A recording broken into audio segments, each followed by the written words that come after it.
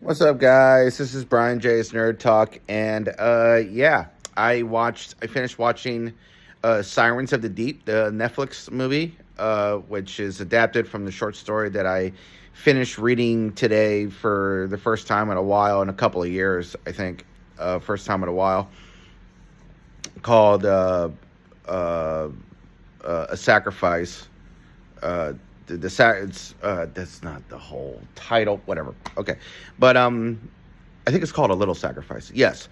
So I finished reading the short story, and then I watched the movie Silence of the Deep, which adapts that short story for a movie.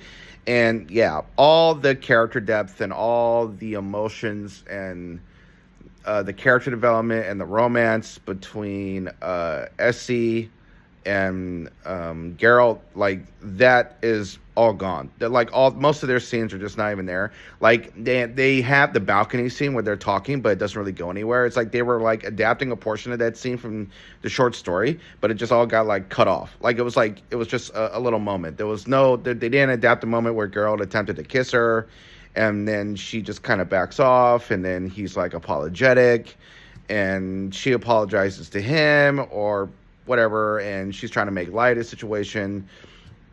And then it slowly and surely grows into like a short-lived romance, and their scenes together were so emotional and so real and profound, and they felt like it was written by somebody who has so much experience, whether it's with women or being married and having kids, which Andrei Sapolsky clearly has, and it's written from that POV. It's written from that perspective, and it feels so real.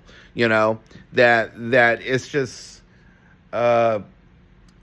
I mean, it was so great. That short story is so wonderful, and it has such a beautiful ending that's so sad and tragic when you get even more information what happens to Essie later on in life. But yeah, man, this movie is just terrible. It's just a horrible adaptation. It sucks. They took that whole love story and mostly replaced it with this stupid war arc in the movie where it's mermaids and sea people versus humans, and it's like deals with racism and sexism, and it's just so tired out. It's like such a weak ass attempt at trying to recreate X-Men.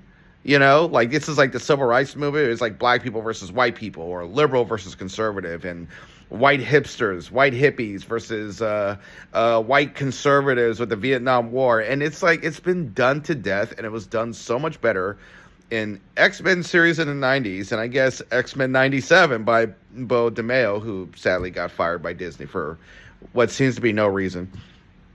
That's a whole other topic, but still, like what they tried to do in Sirens of the Deep was just awful. The execution was so boring, so terrible. It was nothing but monster kills and battle sequences, and it's just so tedious. The animation is good, and Doug Cockle,